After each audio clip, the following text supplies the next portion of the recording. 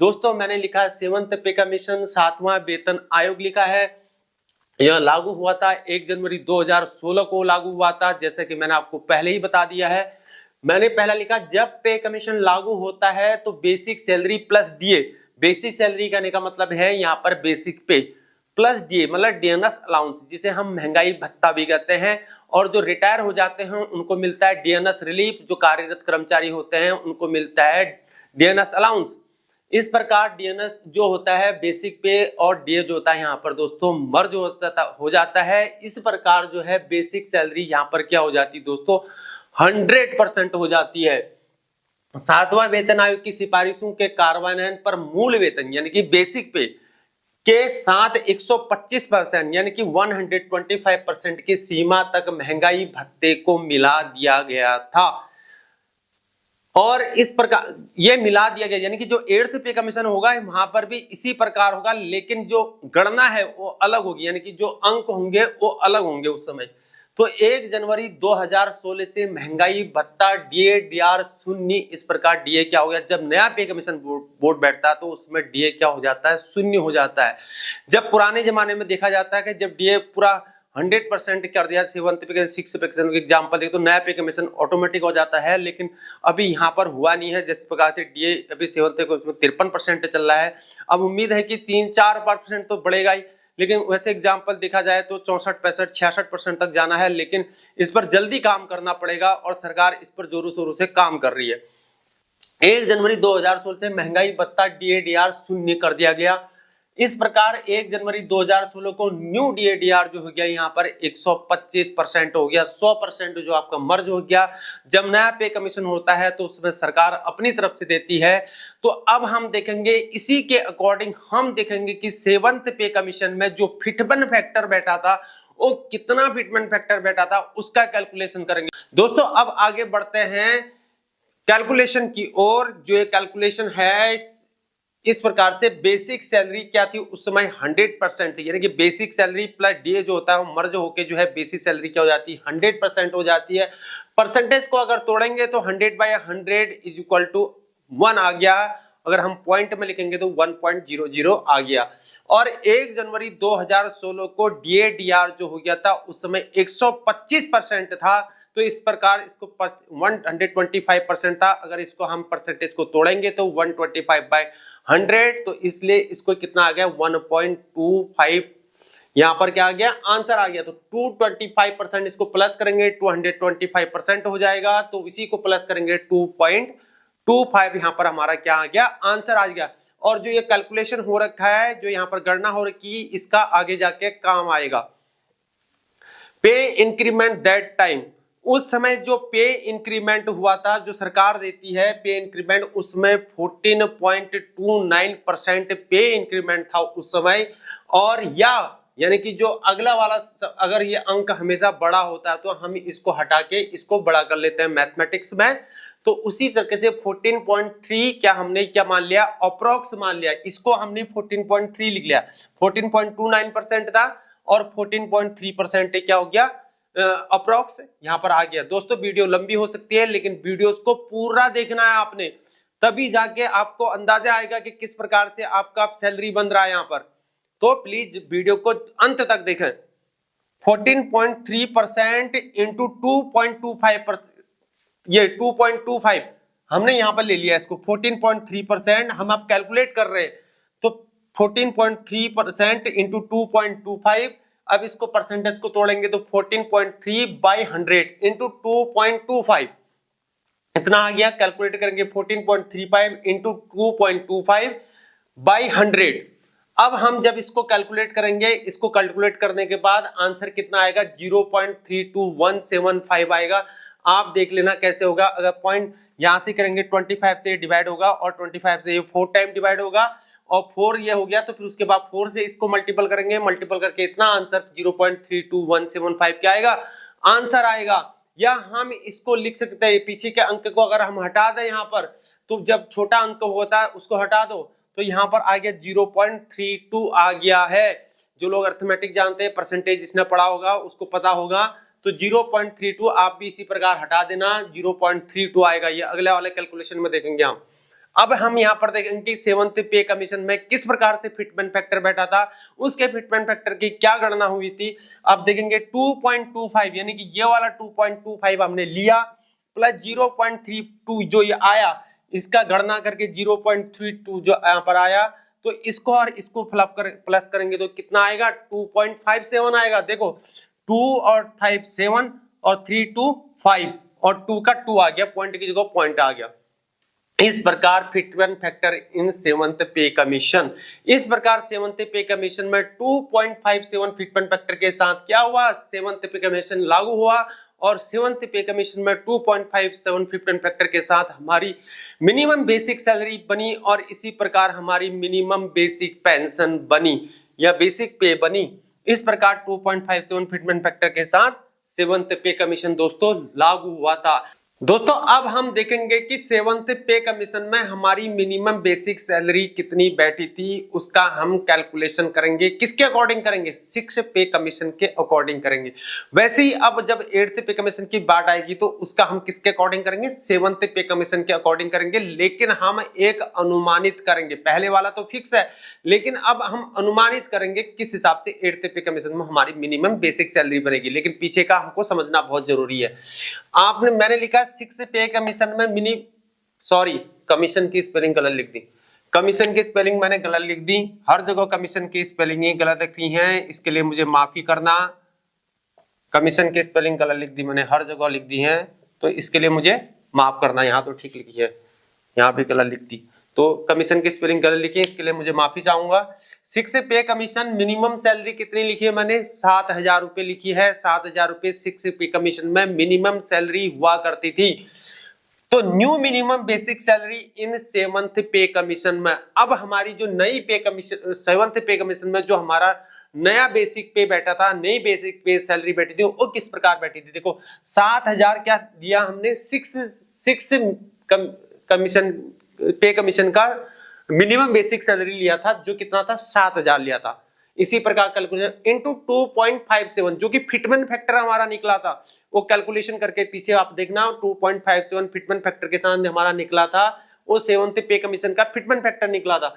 7th पे commission 7,000 यानी कि 6 पे कमीशन का मिनिमम सैलरी प्लस 7th पे कमीशन का 2.57 फिटमेंट फैक्टर, इसका और इसका मल्टीपल करेंगे तो कितना आएगा, 17,990 रुपए आएंगे, यानी कि 17,990 रुपीज हमारा इसका और इसका मल्टीपल करके आएगा।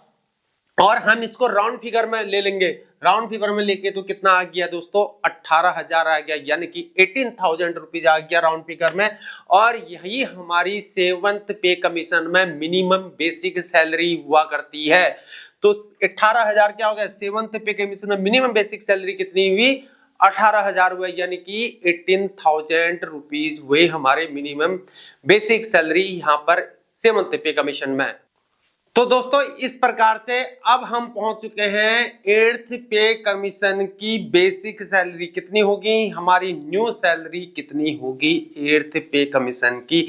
अब हम पूरा समझ चुके हैं, 6 पे कमीशन, 7th पे कमीशन, फिटमेंट फैक्टर, ये सब कुछ समझ चुके हैं, डीए समझ चुके हैं, डीआर समझ चुके हैं, इन सब चीजों को अब हम समझ चुके हैं। तो अब हम पहुंच गए कहां पर, 8th पे कमीशन में। जैसा कि मैंने लिखा है, ओए होए बल्ले बल्ले 8th पे कमीशन, 8वां वेतन आयोग, तो ओए होए बल्ले बल्ले मौज करो मौज, 8th पे कमीशन लागू होने वाला है और तुम्हारी बढ़ने वाली है तनख्वाह। लेकिन महंगाई तो चरम पर पहुंच रही है, क्या उस प्रकार से तनख्वाह बढ़ेगी जिस प्रकार से महंगाई बढ़ रही है।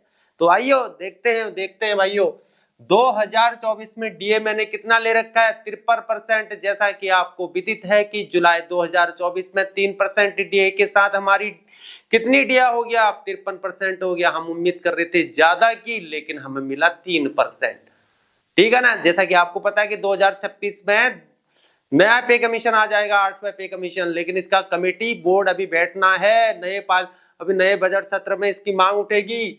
तो DA increasing in a year, DA साल में कितनी बार, 2 बार कितना होता है, 2 बार बढ़ता है, एक तो जनवरी के महीने में बढ़ता है, एक दूसरा टर्म जुलाई के महीने में पड़ता है, एक फर्स्ट टर्म एक सेकंड टर्म।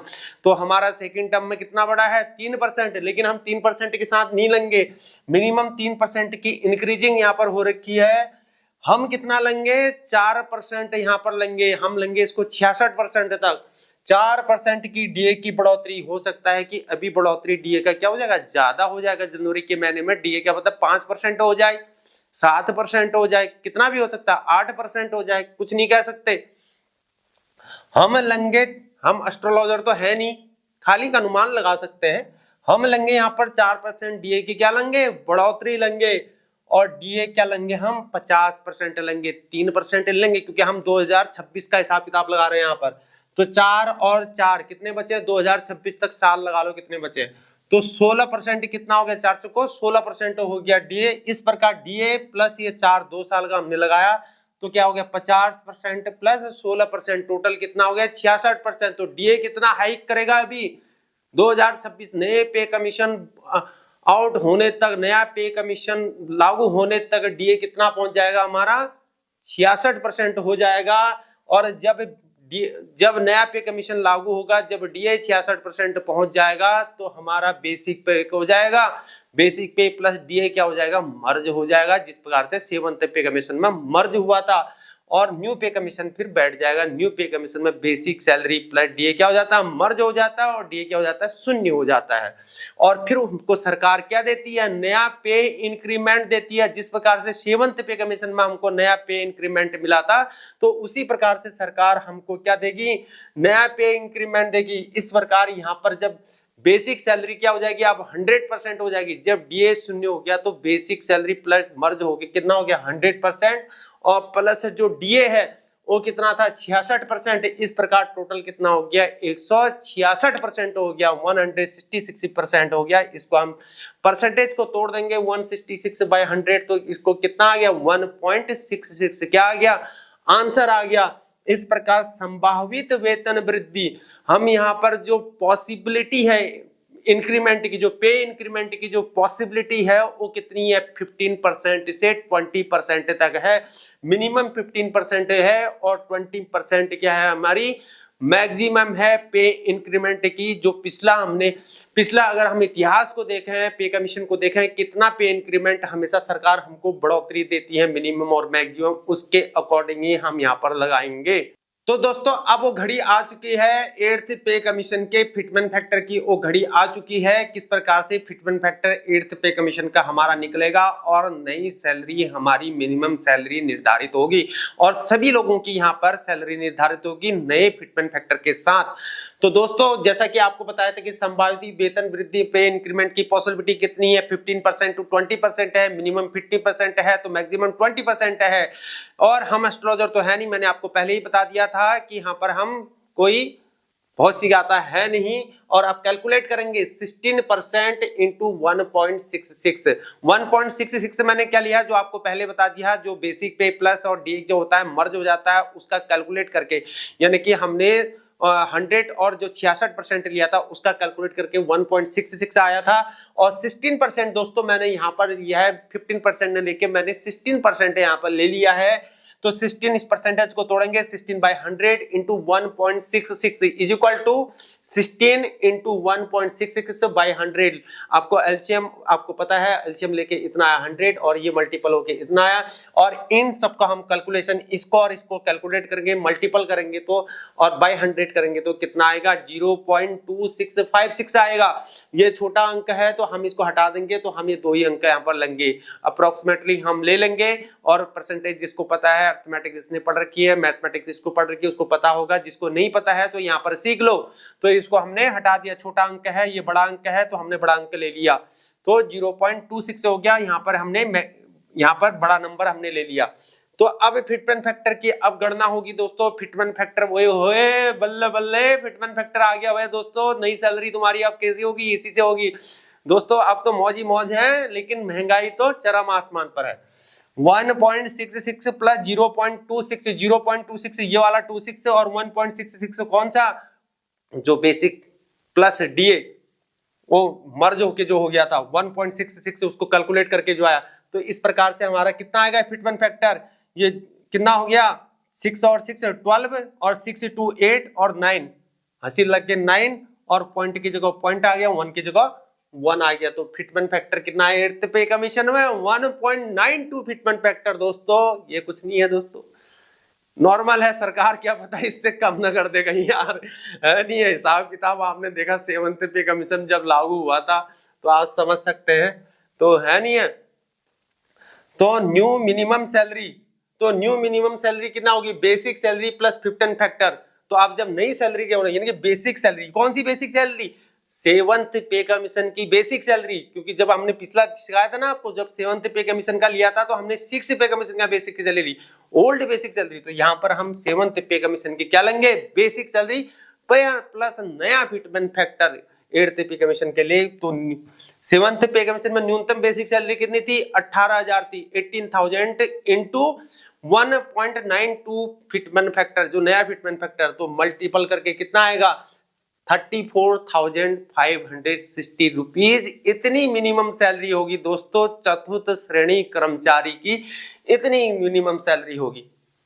समझ गए दोस्तों, यह आपका 34,560 रुपीज हो गया। इस प्रकार से आपकी तनख्वाह तो जानी है 50,000 से ऊपर। ओए होए होए होए होए। तो इस प्रकार 8th पे कमीशन में मिनिमम बेसिक सैलरी दोस्तों कितनी होगी, 34,560। अब मैंने लिखा नॉट इंक्लूडिंग DADR, इंक्लूड मैंने शॉर्ट फॉर्म में लिखा है, मैं मिलिट्री पर्सन हूं तो इंक्लूडिंग शॉर्ट फॉर्म में NCL लिखते हैं इसमें आर्मी के अंतर्गत। तो नॉट इंक्लूडिंग DADR, DA और DR इंक्लूड, DR इनकी पेंशन वालों को, पेंशन वालों का भी इसी प्रकार कैलकुलेटर, फिर कंफ्यूज मत हो जाना कहीं। तो DR जो होगा DNS रीम पेंशन वालों को, DA होता है कार्यरत कर्मचारियों को, बराबरी होता है, इक्वल है। HRA हाउस रेंट अलाउंस इसमें एक्सेप्ट, इसमें लागू नहीं होगा। HRA बढ़ जाएगा तो सिटी वकाइड, A grade city, B grade city, city wise अलग अलग, कोई लखनऊ में पोस्टेड है तो ज्यादा, दिल्ली है तो ज्यादा, कोलकाता है तो ज्यादा, जम्मू है तो कम, है नहीं है। तो इस प्रकार से होगा। और जो मिलिट्री वाले हैं जम्मू है तो कम, है नहीं है, तो इस प्रकार से होगा। और जहां पर क्या बोलते हैं 100% क्वार्टर है तो वहां पर आपको नहीं मिलेगा हाउस रेंट अलाउंस, ये मत सोचना, ठीक है ना। हाउस रेंट वहां पर नहीं मिलता है जहां पर 100% क्वार्टर होता है। तो DADR HRA plus army person के लिए मिलिट्री सर्विस पे इसमें इंक्लूड नहीं है, मिलिट्री सर्विस पे अलग से मिलेगा तुमको, ठीक है ना। और अदर अलाउंसेस जो भी आपको अलाउंस मिलते हैं, दाढ़ी का, बाल का, पेपर का, ये वो, न्यूज़पेपर, चाय, बिस्किट, वल्ला पल्ला, समोसा, जो भी आपके TA हो गया, ट्रैवल अलाउंस हो गया, जब भी अदर अलाउंस होते हैं ये इसमें इंक्लूड नहीं है। अगर इन सबको जोड़ दिया जाए तो आपकी तनख्वाह सोच लो कितनी हो जाएगी। समझ रहे हैं ना दोस्तों, इस प्रकार से आपका क्या होगा, क्या होगा, इस प्रकार से DA प्लस ये, इस प्रकार से आपकी तनख्वाह कितनी चली जाएगी, 50,000 के ऊपर चली जाएगी। हाँ इतना जरूर है कि यहाँ पर जो आर्मी पर्सन है, मिलिट्री सर्विस पर्सन है, उनको MSP मिलता है तो उनकी सैलरी और भी हाइक चले जाएगी। अगर वो पोस्टेड है, फील्ड एरिया में पोस्टेड है, तो उनको हाई एल्टीट्यूड अलाउंस मिलता है, या कहीं पर साफा अलाउंस मिलता है, या उनको कहीं पर ग्लेशियर में अगर चले जाते तो और भी ज्यादा अलाउंसेस मिलते हैं, तो उनकी सैलरी लाख रुपए से भी ऊपर चले जाएगी 8th पे कमीशन में। लेकिन तो महंगाई है दोस्तों, महंगाई तो इतनी बढ़ी जा रही है। तो उस प्रकार से ये फिटमेंट फैक्टर था। मैं उम्मीद करता हूं कि आपको ये वीडियो बहुत अच्छी लगी होगी, आप इस गणित को समझ चुके होंगे, इस कैलकुलेशन को समझ चुके होंगे। इसी प्रकार से सभी लोग आपकी C ग्रुप की, यानी कि class C, class B, class 1, group A अधिकारी तक अपनी पे नई सैलरी को कैलकुलेट कर सकते हैं। और जो पेंशनर हैं, जो पेंशन भोगी हैं, वो भी अपनी मिनिमम पेंशन को इस प्रकार से 8th पे कमीशन में कैलकुलेट कर सकते हैं कि आपकी मिनिमम पेंशन किस प्रकार से बनेगी। आज के लिए इतना ही। उम्मीद करता हूं दोस्तों आप ऐसे ही प्यार बनाते रहना, चैनल को सब्सक्राइब करना, वीडियो को शेयर करना, लाइक करना, कमेंट कर, अरे भाई खराब कमेंट ही कर दो, खराब कमेंट कर दो कि आपको क्या इंप्रूवमेंट की जरूरत है, मैं इंप्रूव करके आपको बताऊंगा। और हो सके तो अच्छे कमेंट कर देना, लेकिन कमेंट तो जरूर ही कर देना। हो सकता है कुछ नहीं तो एक थम्स अप ही कर दो, एक हार्ट कर दो, कुछ भी कर दो। तो दोस्तों उम्मीद करता हूं आपको ये वीडियो बहुत अच्छी लगी होगी, आपको सभी को ये गणित समझ में आएगा। आज के लिए मैं यहीं पर अपनी वीडियो को समाप्त करता हूं, विराम देता हूं। आज के लिए इतना ही। जय हिंद, जय भारत, वंदे मातरम, भारत माता की जय।